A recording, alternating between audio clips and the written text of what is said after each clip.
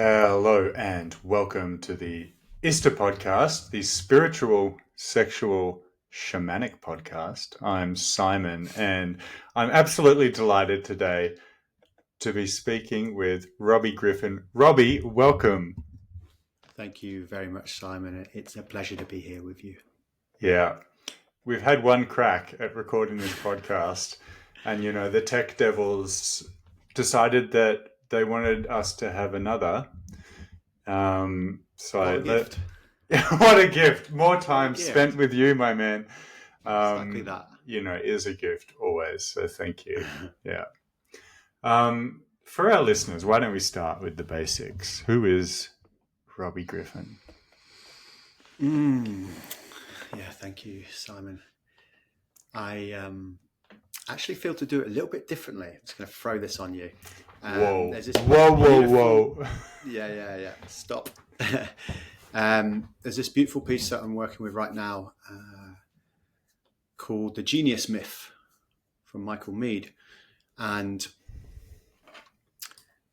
I mean, I'll start with the word myth. To me, myth I always used to think it was like a fictitious story. And what I've started to learn, getting into the etymology of the word, is it means underlying truth. So fate are the experiences that happened to us. They are our family of origin, the experiences of like struggle or wounds or trauma. So you can see fate as the cards we're dealt, and then destiny is what we choose to do with them. And destiny is always pulling us towards meaning, towards creativity, towards purpose, towards wholeness. And if we are victim to our fate, then that can lead to repetitive patterns, addictions, despair. So we have destiny that's pulling us towards our unique genius. And when I say the word genius, I don't mean the kind of modern understanding, which means it's rare. It's like high IQ or creative brilliance, like maybe Da Vinci or Einstein. But the original meaning of the word, which comes from Latin, which means inner spirit or soul companion. So we all have a unique genius. It's our soul purpose. It's what we're here to share with the world, and it comes through us. So instead of having the question, are you genius? It's more, how will your genius appear?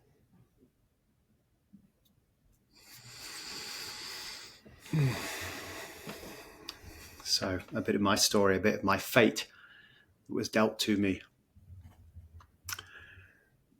I was brought up in a household where emotional intelligence wasn't modeled, where things weren't really talked about. And there was lots of partying. It was very English, very alcohol orientated to bring people together.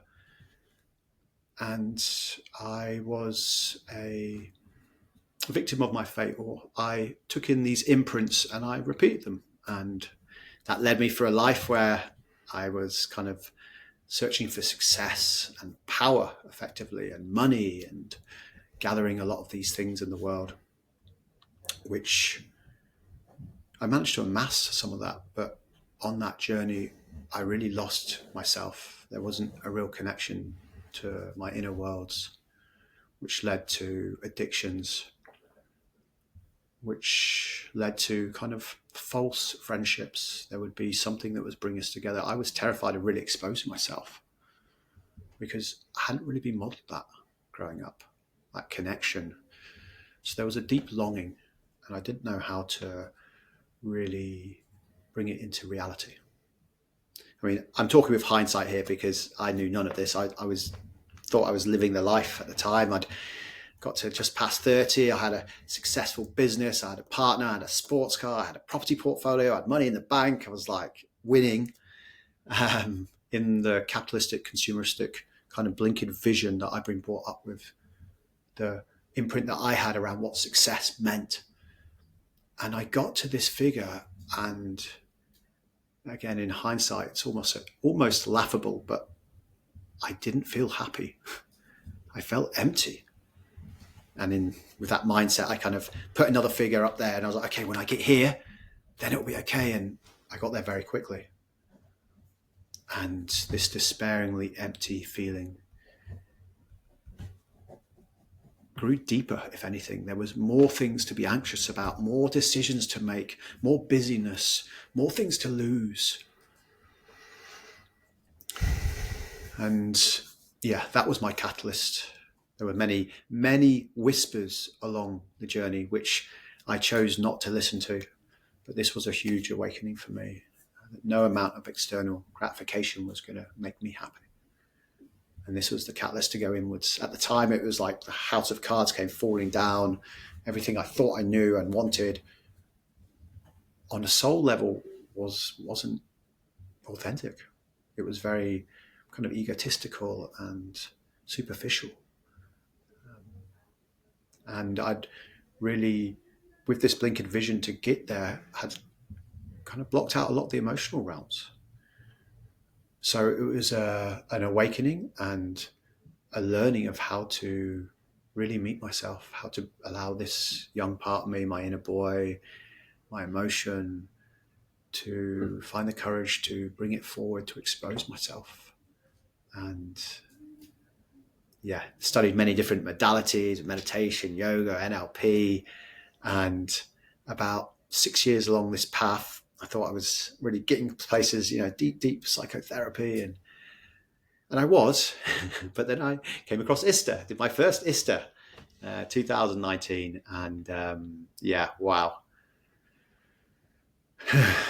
Yeah, it really cracked me open, really, because it was working so deeply with the relational field, this group work, this group technology. A lot of it I'd been kind of doing myself or in small groups. It wasn't really so much around exposing myself, the deep intimacy that can come when I'm really raw, real in the middle of a circle or at the end of a ritual or an embodied experience where I'm sharing where I've struggled, where I'm bleeding, where I'm hurting. And that to me is some of the deepest work possible, because a lot of these experiences come from in our youth where something was missing in the relational field or there was a troubling experience. So to be able to go back and to rewrite them, and with a hopefully more regulated nervous system now and what we know as adults, to give that, to be able to hold our own inner child through that is, it's a huge gift. And while I was there, I heard of Hyden Temple. I did this in Melbourne, in Australia. And then I heard of Hyden Temple and ended up spending 18 months there doing multiple trainings and facilitating there. And yeah, this is 7 years ago, my first sister, and I've been devoted to this path of deep transformational group containers, working with the relational field ever since. And I'm very grateful today to be facilitating the Vista, to be holding temples and conscious sexuality events in my home country, and also working deeply with brothers and soul initiation for emergence.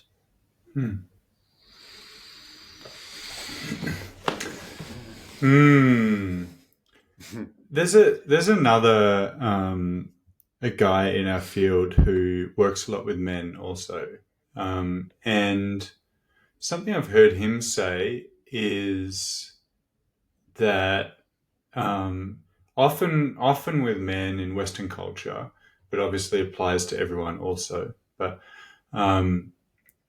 there can be this thing that happens in our lives where we set our goals and we climb the mountain. He uses this is Gareth Pickering.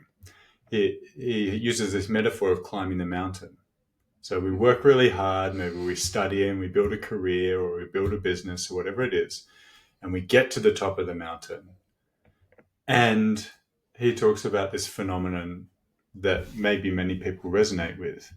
You're at the top of the mountain, you got what you wanted, and you feel empty. Or you're not sure what to do next. Or it's like not what you expected it to be to have that. Is this what you experienced in your life? It sounds like something like that was similar. And how did you? What was the shift? You talk about Ista and the relational field being really important. It sounds like there's something like being in a group with other people doing this intentional healing work at the same time as having real relationships. It's like in the same, so like literally as part of the same process, you're both going through this healing process and trying to operate in real life at the same time. Whereas traditional therapy is like you step out and go and work with a professional and you do some work and then try and apply it to your life. In these group containers, it seems to happen all at once. So it sounds like that was the thing that helped you deal with this phenomenon of being at the top of the mountain and feeling empty.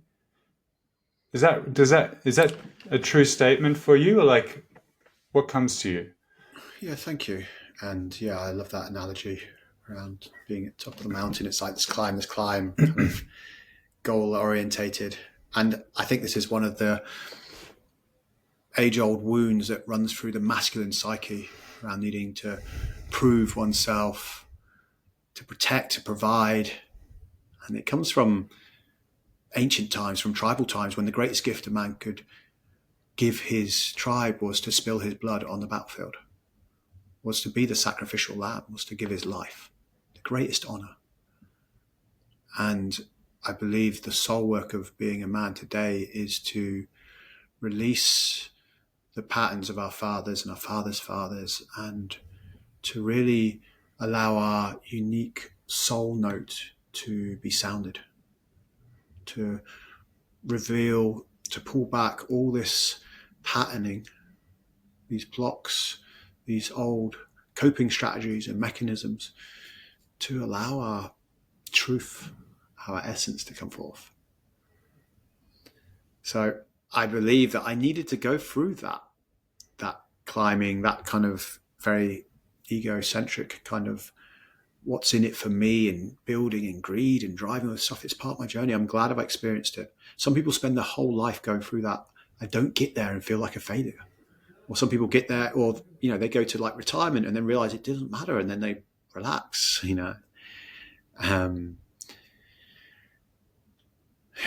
So for me, that journey was, it was kind of another moment when I got to what I thought I wanted. It was kind of the cards that fate dealt me. And destiny had been whispering to me. And, I feel I'm much more along the path of my journey. It's like those experiences, because I also, there's so much of the story. Obviously, I'm trying to put it into 5 minutes for you, but I also lost everything. I had millions and I lost it.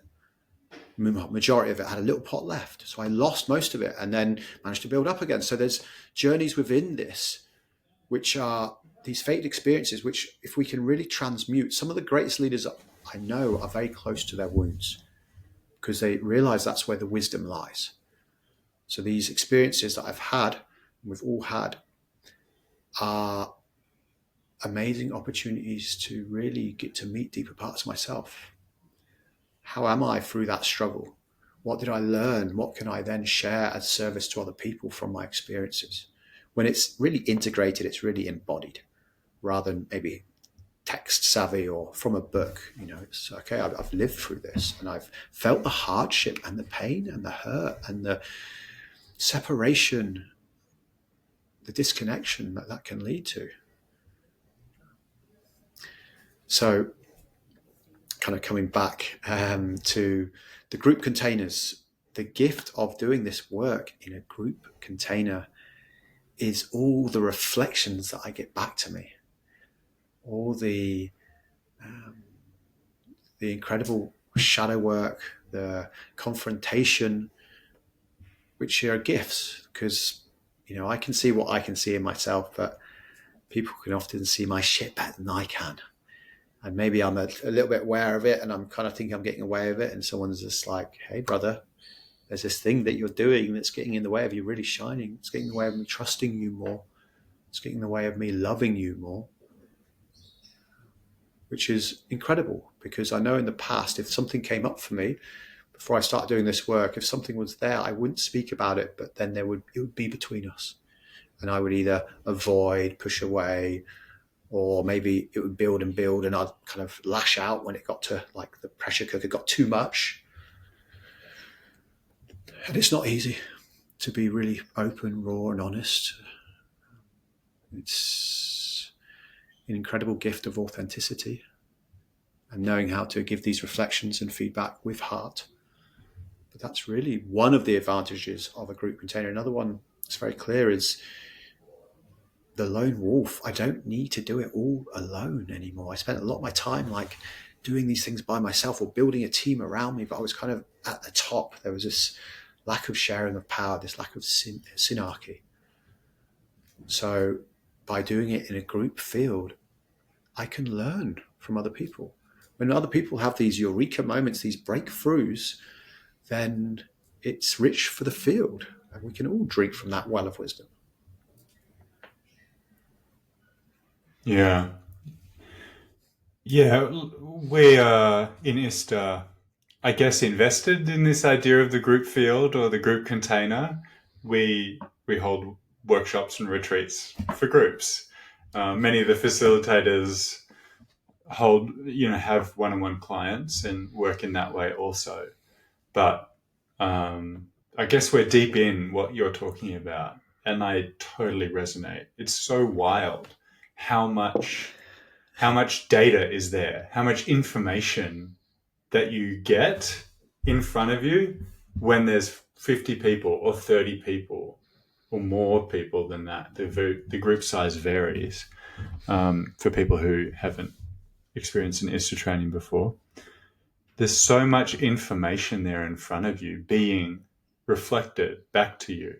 And your experience in that group, your judgments, your projections, what people are saying to you, the whole mix of that, the recipe that you're part of, will be the same as other people's in the groups, but also different. Other people will be having different experiences based on their background and what they're coming in with. So you can have both this individual and a group experience at the same time.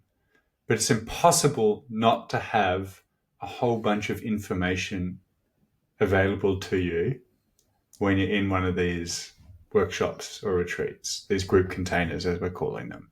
It's impossible. And something I was thinking as you were saying, you might feel isolated. You might have an experience, I'm so isolated, I'm not part of the group or whatever.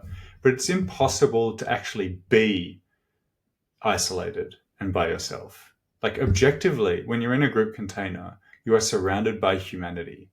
You are in this microcosm of what it means to be part of a civilization. So if you feel, for example, if you feel isolated, this might be a microcosm of how you feel in life, but objectively, you're surrounded by other beings who have a similar makeup as you.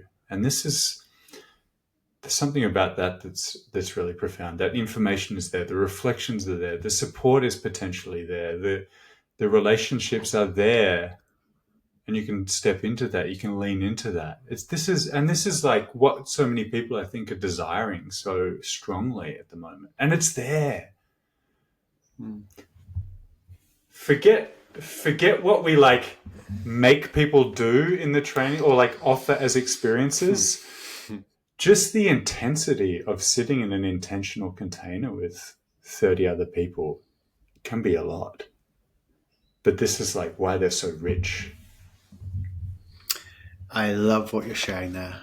And that's specifically this piece around being alone in a room full of people. And, there's amazing opportunity to delve deep into wounds in these places. And we all have them. So And often it comes from those imprint years, 0 to 7. So maybe, there's a wound around belonging, and I don't belong, and you're not my tribe. And we can keep that story running, and we can, all the egoic defenses, the clever strategies to prove that story correct, to look for the evidence in that person looked away at that moment. They don't see me. I'm not connected. It's amazing how much subtle information that we might not be consciously aware that we're picking up, but the body is, and it's because it's been doing this for so many years. And it's a chance to rewrite those patterns, those imprints. And it can be really challenging as well. So for some people, or some moments, for everyone maybe, then it's those things will come up and they'll override the system. The child will be driving for a moment, and then we catch it and we can come back and we can hold that part and melt a little bit and let it go. And I love what you're sharing there, because there's these kind of certain overarching experiences. So, for instance, belonging, not connected, not seen, not understood. There's certain kind of wounds that will play out, and they've all come from a slightly different place because we're all got our unique experience in life. But there's these kind of archetypal playouts. And I love what you're sharing around the group field, and especially being a facilitator or someone who's experienced in these fields. Yes, to start off with, I know I hung on every word people said and took it as kind of gospel of their experience. And then after a while, once we hear a few of these come through different times and we notice the similarities, and this is a huge piece for the human experience, because a lot of time we're looking to what makes us different or trying to pick something, and that can be unconscious, just the ego being defensive, doing what it does.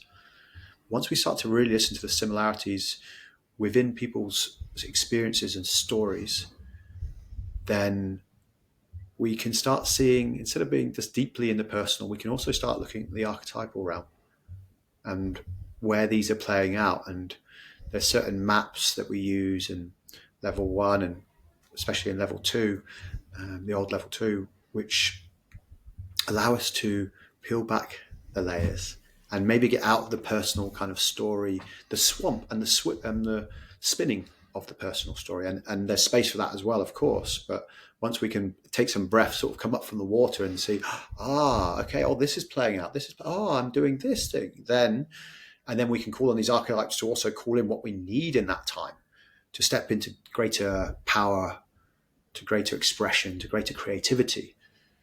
Then it can really support the evolution of our beings. And this is why we're doing it, is to hold the parts that are hurting, to give them love, to allow them to feel nurtured, to give them the compassion, and then to support them to flourish from maybe the kind of wounded child to the creative. And then what can come through in life, that's exciting.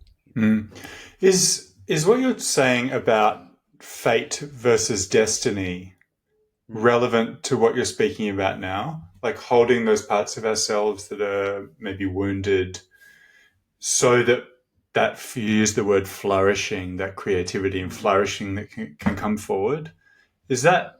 Could we also say, we want to hold the parts of ourselves that have been affected by fate and give some love to it so that this, our unique genius, the spirit within can come forward.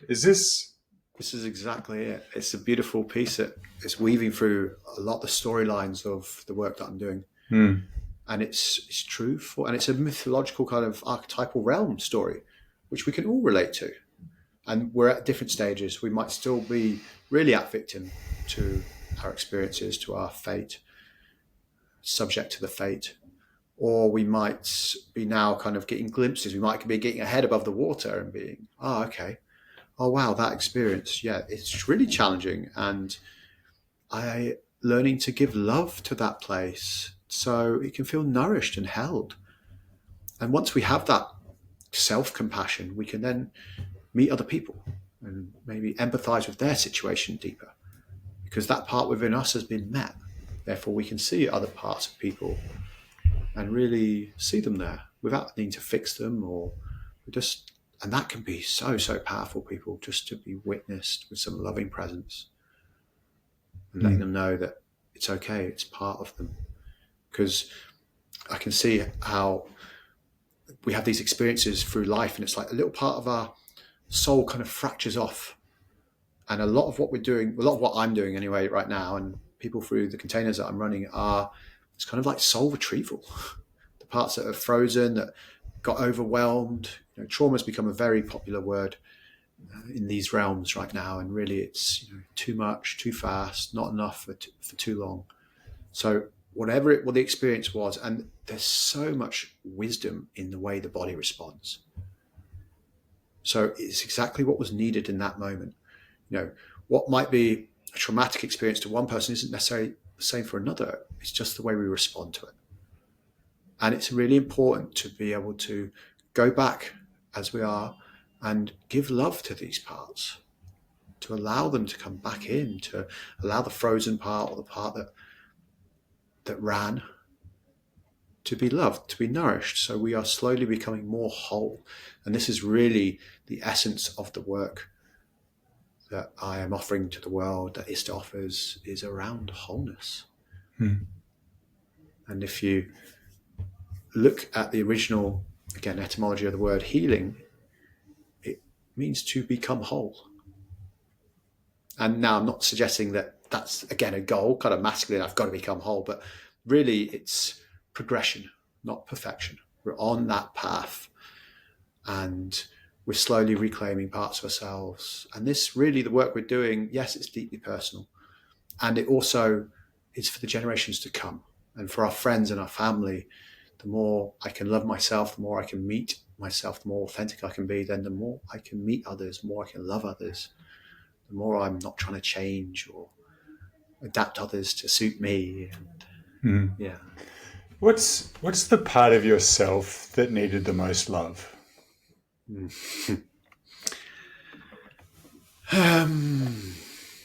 were many parts, I'd say, to start off with, a disclaimer. And the part that's coming up right now is around nourishment. Yeah, it's around learning how to be compassionate to myself, to be kind, to be soft, to be slow. My default there was neglect in my family, like emotional neglect. I was definitely looked after. There was a roof over my head. I was very, very looked after. And it wasn't until I was in therapy when I was maybe 32 when someone coined this phrase, emotional neglect. I hadn't ever heard of it. And I just, like, every cell of my being was like, that was my experience. I never heard of it. I heard neglect. I was like, no, I wasn't neglected. I was always like good upbringing. I had money and all that stuff. And emotional neglect, I was like, wow, yeah, that is me. So I'm not, like, there was definitely when I was younger blaming, but not in any consciousness either. I didn't know what was missing. I just was angry because I didn't know how to express myself. And I completely understand for my parents, like, they're again, the pattern that was played out with them, and they're repeating it. So they're doing their best. And I can see once I've opened up more and more and understood their story, I'm like, oh wow, you really were just playing out the pattern. So I have deep empathy even for them, compassion for them. But my experience of not feeling nourishment, that from a very, very young age, I became independent. It's like, again, if you're maybe psychologically, it was like, if I don't look after myself, that, my primary caretakers aren't going to be there for me. Therefore, I will die. So there was this part of me that was like, okay, I've got to be strong and I've got to make something for myself. Otherwise, I won't be looked after. And this was driving me, this shadow or this pattern or this negative belief that was imprinted when I was young. Mm-hmm. So that was why I was driven in the world to prove myself. And you could see that a lot. I love to kind of delve into some people that are hugely successful, some of the richest people in the world, and some of them are miserable. There's never going to be enough. They're trying to fill this hole by all these external $1 trillion, bank accounts or coins or wherever they've stashed their loot. and it's perpetuating the cycle. It's still chasing. So for me, nourishment. Now, I've had some beautiful transmissions of nourishment as well. So before I sort of started consciously relating, I often would outsource that from a partner. Like get her to look after me, get her to mother me, basically. Before I kind of start consciously relating, I was attracting in my mother again and again and again to work with those pieces until something clicked in me to wake up to see, okay, this is a pattern repeating. What needs to change in me to change my external experience? And since then, I've had some beautiful transmissions where, I'll give a few examples. Like when I first moved back to Portugal a few years ago, and my flatmate, every night she used to have a bath with Epsom salts, and she used to have candles and essential oils, and I was like, every day and for hours, I was just like productivity. And then lo and behold, the next winter I'm in London, and every evening there I am, my Epsom salts and my my essential oils, and I was like, oh, wow, this is so deeply resourcing and nourishing. Yeah, and I was recently ill, and I was holding a container. It was like the first few days, and it was like really belly stuff I was working through, and I was there, and I was holding myself. I was giving myself that, and my current partner kind of came in my psyche, and I could feel her energy there with me.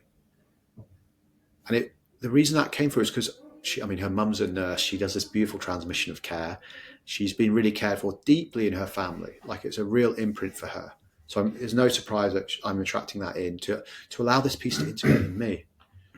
So I'm lying there and I can feel her there, and it's the imprint that she's given me. But it's me giving it to me now. It's not me having to rely on her to give it to me. So it's a piece that's integrated in my being. And yes, I can feel the flavor of her transmission. And I'm like, thank you for this imprint. So I can give that to myself. And again, with my day-to-day and my industrious, ambitious plans for everything I'm doing in my life, I'm slowing down a lot. I'm saying no a lot more than I ever have done. I'm taking a lot of space. And in that space, there's a lot more for me to feel and for stuff to arise. And I'm grateful to have a great psychotherapist I'm seeing every week, and great to have some amazing community around me where I can bring that heartbreak, that grief, that sensation of aloneness. And that's been a big piece for me, feeling this neglect from a young age around aloneness. And there's a deep medicine there for me. I think it really opened up about 6 years ago when I left Haydn, this grief portal. I've been keeping myself busy, distracted, moving to avoid feeling this deep well of grief, of not feeling the love of my parents growing up. Now, they were doing their best to love me, I can see that, but I didn't know how to receive that. I didn't feel loving to me. It wasn't what I needed as a child, and it really opened up parts of my being that there was so much repressed and unfelt grief. It was a deep, deep portal. It was catalyzed by a breakup with a partner, but that was just the catalyst because I gave space to it. I allowed myself to fall into it, to feel it. And it's, getting to the stage of overwhelm, and I could give myself a break, go surfing, do something, but I was really giving myself a few months to spiral deep. Get to meet this part of me. Yeah. If people start to go on this journey, some people listening will know exactly what you're talking about. Some people will be like, dude, how did you spend 3-6 months, whatever it is, spiraling into grief? Didn't you have work to do, or didn't you have responsibilities to take care of? It can be it can be a theme in your life. Like when you get home at night, it's like, how do you feel? Do you just click on the TV and watch the football, or do you spend, I don't know, when you're taking your baths, which you now enjoy, like maybe you're feeling, it feels nourishing for your body, but maybe you're sitting with these feelings of grief in certain moments throughout the days or the weeks. So it can be kind of, you're having an experience over 6 months where Yeah, and I'm always wary of using language that's too metaphorical and therefore maybe inaccessible for people. But maybe you're going through like a story of unraveling grief, as you're saying, from an earlier period in your life, which you haven't had the space to feel before. So that when you get home from your work, why do I feel so sad now? Why does it feel worse or more expansive? Or why do I feel it deeper this week than last week? And there's so much um, in allowing ourselves to feel like that. It's like not okay to feel like that in our culture because we can't just be crying at work, in many businesses. What if that makes us non-functional for a bit? It's really out there in the culture to not feel certain feelings. And if we can somehow, through speaking to people, group containers, yes, for sure, but like opening up to art that transmits these kinds of human experiences to us and just sort of receiving, we would say maybe receiving the transmission of a piece of art that just feel, for some reason, the blues and the attitude on a person's face in a painting might make us feel a tinge of sadness. What if we really let that sadness within us grow and see what it hits and whether there's some sadness that wants to be expressed through us? If we can go there and give ourselves space to actually feel it, I don't think it knocks us out from being a vibrant member of society. It actually like deepens and expands our expression of what it means to be human, and ultimately lets us show up better for other people. Beautiful. I love your quote you there, paraphrase you.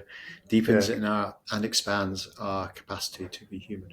Yeah, yeah. And I love the piece you shared around functionality, and because this is a lot of what society wants us to be. It's like in the workforce, productive, and even this lens of creativity and productivity. It's like that's not where society wants us to go.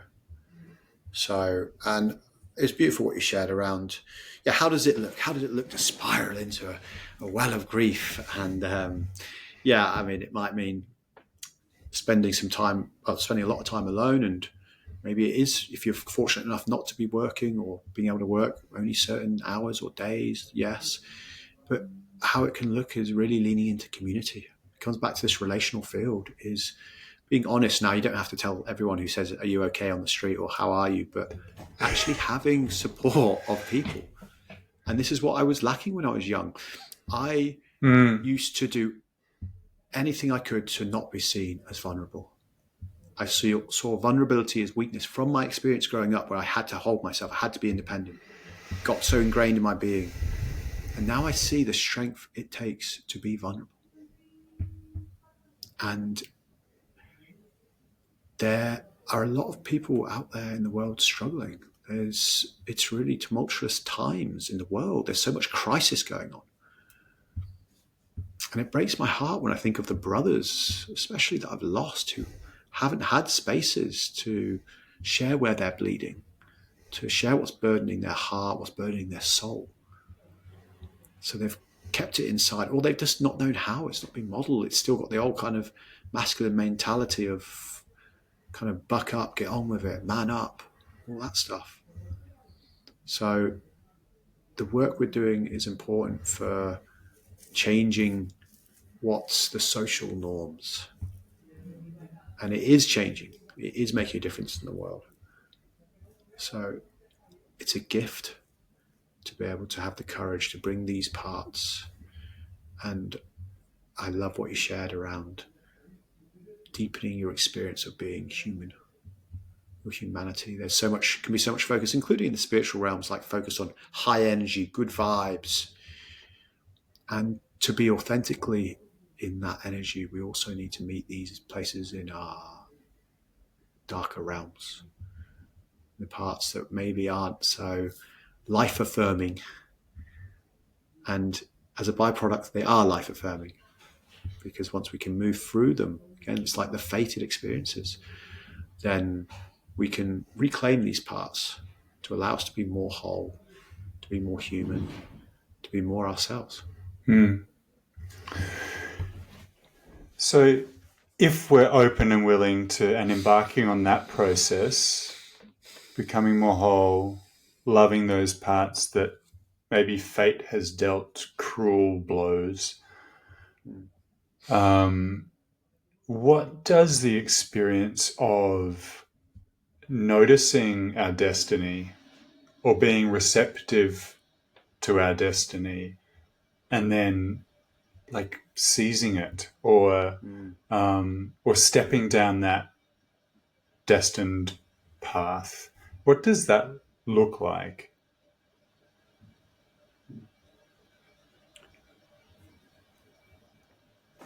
So it looks different for everyone, and it's not like a set thing either. Like it's constantly moving and evolving. So what might be the North Star today or tomorrow or over the next few weeks, in a few years' time will shift it. I'm sure if we retrospectively kind of reflect on where I was 5 years ago, 2 years ago, it's amazing how quickly we can manifest things in our lives. But really, it's something that comes through us as well. So often it's around service to something bigger than oneself. I recently learned how lions hunt. And what I learned, it's not really the lions you need to look out for, but the lionesses. So the lions are there. They're the king of the jungle, this huge mane and majestic beings. And there's the lionesses, stealthy, slowly stalking through the grass. And there the lions are, give this almighty roar that can be heard for like 5 miles over the savannah. And it's this innate instinct from the zebra, from the antelope, from the prey to run away from the roar. And in doing so, run completely into the trap of the lioness and takes them down. So I can see how this has been true of my life as well. There were these experiences I had growing up. For instance, again, mother, bless her, it like our sense of humour growing up, and it's very English, is ridicule. We take the piss. I mean, your Aussie brother here, we've got some good English links there as well from the old days. So it's very Australian as well, tall poppy syndrome kind of thing, take people down. Now, I was 6 years old writing a story, my first story for school, and my mum comes in, she's had a few drinks, and I had a lisp, and it turns out I have dyslexia, figured it out 4 years later. But she's there kind of laughing, reading with my lisp, and fag hanging out of her mouth, had a drink, and kind of reading the words the way I spelt them. And yeah, I mean, at the time, I was distraught. I felt angry. I felt upset. I ran out of the room. I came back, and it was first thing ever kind of typed back in the day. So it was delete button just the whole way through. But what the effect it had on me was I would do anything to avoid being ridiculed. So it hugely shut down my expression, which meant that I didn't want to be in front of people at school plays. I didn't want to sing in front of people. I'd do anything to not be seen like that and have the potential of being taken down, being laughed at. And I mean, if you knew me, say, 12 years ago, I would still be shaking while reading in front of people, and my mind would be racing, and all these thoughts about what people are thinking, and I'm fucking up, and blah, blah, blah. The mind is just completely trauma response, being a flight response. And yeah, so there's this fear. And I was doing everything to avoid it. And even at school, I was like the cool kid to avoid being any option of being taken down. So all these things are behaviors were playing out. And now I speak in front of hundreds of people and start delving into the arts of poetry and storytelling, mythology, and singing, and all these things which are deeply exposing. So the invitation is to run towards the raw. is to do the very thing that's scaring you, the very thing that in your being, this fated experience has been kind of driving me the other way. My innate response was to stay away from that at all costs, because that's my ego, it kind of trying to protect me. But often it's in those experiences that we've had where it is the very gold, is the very unique genius that we're here to serve, to share with the world. So right now for me, it looks like Emergence Brotherhood, it looks like ISTA and temples, and I'm doing like comedy improv and a few other things. And that's where I'm at now. And I'm excited and I'm grateful to be able to have the courage to have, after 30 years of running, 25 years of running, last 12 years or so, being able to lean in more, and it's evolving rapidly. So how does it look? Chances are, if we listen to the whisper, what we are seeking is seeking us. So there's a calling, which is the path the destiny is trying to take us on to our soul purpose.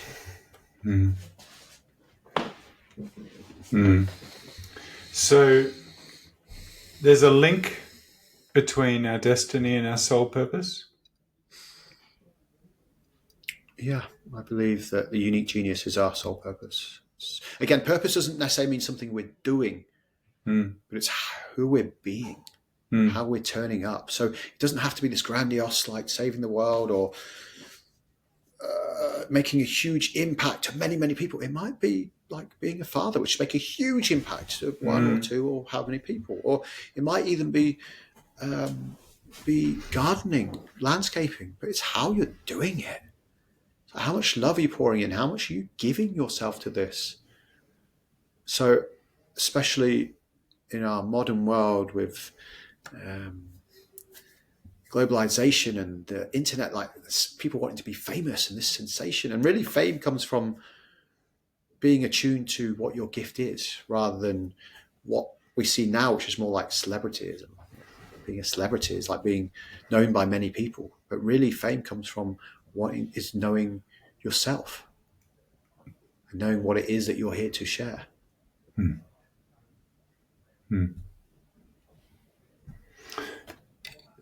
So what does it feel like for you to be in a leadership role connected to soul and destiny and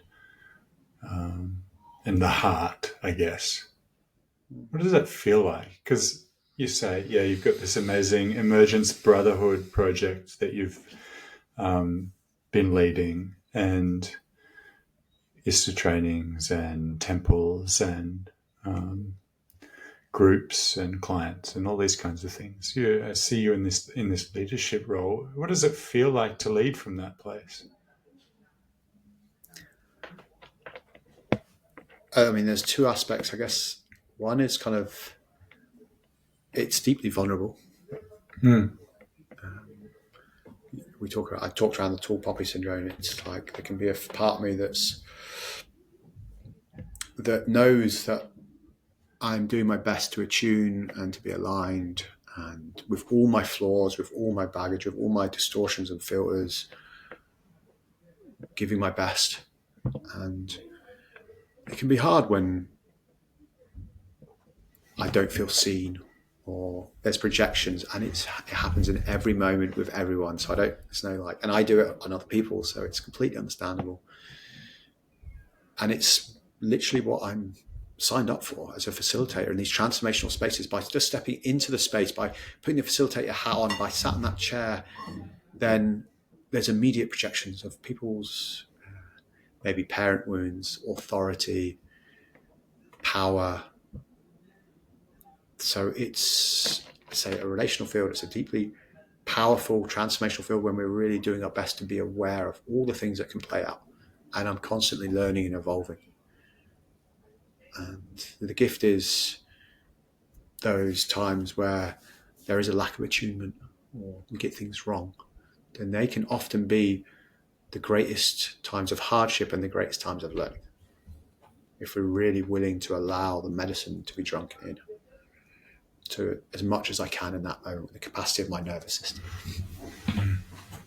So there's that aspect, and then there's, which is kind of like, for me, I guess it's kind of like the external kind of gaze as well, and then how it feels in my being is this kind of deep well of care. Mm. Yeah, there's this. I feel my heart, and I can feel love pouring out, and longing for people to step into their power, into their greatness, into their genius, so that they can feel more fulfilled by life, more empowered, more content, and that they can share their gifts with the world, and they can sprinkle their joy, their happiness, their lessons, their medicine to as many people so they can make an impact. And if more and more people are waking up and more souls are coming to their expression, then there's going to be a huge shift in civilization. Mm.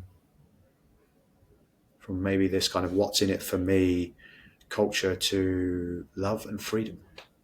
Mm. And it's not easy.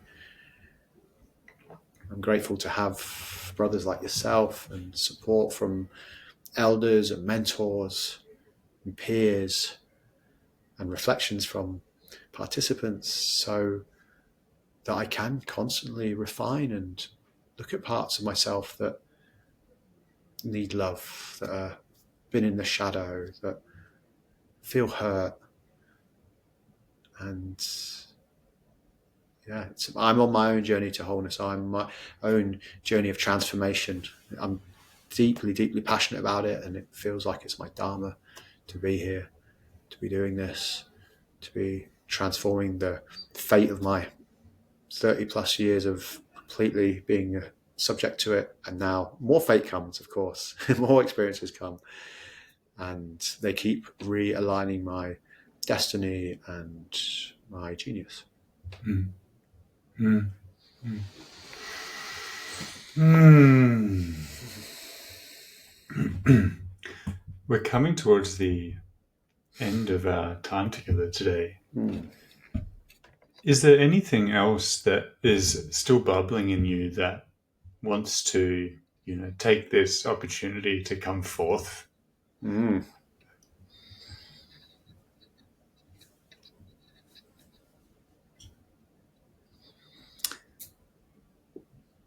There's a little poem that maybe wants to come through. I'm noticing this in a lot of containers that I'm in. There's this longing for deeper love and connection. And I shared briefly around my journey with aloneness from my childhood and through grief. So there's a little poem from Hafiz. It's amazing to think that this poem's been circulating humanity for 700 odd years. How many ears it's kissed. Don't surrender your loneliness so quickly. Allow it to cut you more deep. Allow it to season and ferment you as few humans or even divine ingredients can. Something missing in your heart today makes your eyes so soft, your voice so tender, your need for love absolutely clear.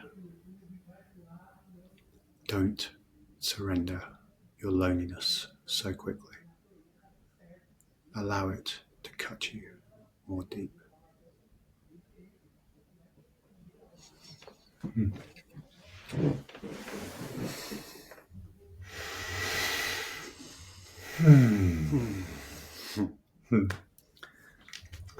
Thank you, Robbie. Yeah. Mm. Absolute pleasure, Simon. I really appreciate you and our time together. Very sweet spot in my heart. For my little boy wants to play with your little boy. Yeah. Yeah. Thank you. Yeah. Thank you for your patience. Thank you for perseverance and coming back and all the rearrangements. And yeah, I really appreciate your steadfastness and your care and your heart, and delivering this podcast, as well as hopefully people get to hear it and get to feel some resonance and decide to take a step further on their journey. Mm-hmm. Yeah. Thanks for that. Yeah. Thank you. We like to offer our listeners some candy at the end at the end of the episode. Sometimes, are you up for some quick fire questions? Let's do it. Okay, in 5 words or less. That's what we need from you with your answers. If you were going to compete in an Olympic event, what would your Olympic event be? High jump came to me. So. Short ass will do a high jump. They can't tell on the screen how small I am. So. Okay. What'd you have for dinner last night? I had a dal. I'm living in Southall, which is like India, like little India in London. So top level dal. Amazing. If you were a piece of furniture, what would you be? A rocking chair. Okay. Very resourcing, just the rocking. What's your favorite item of clothing that you own?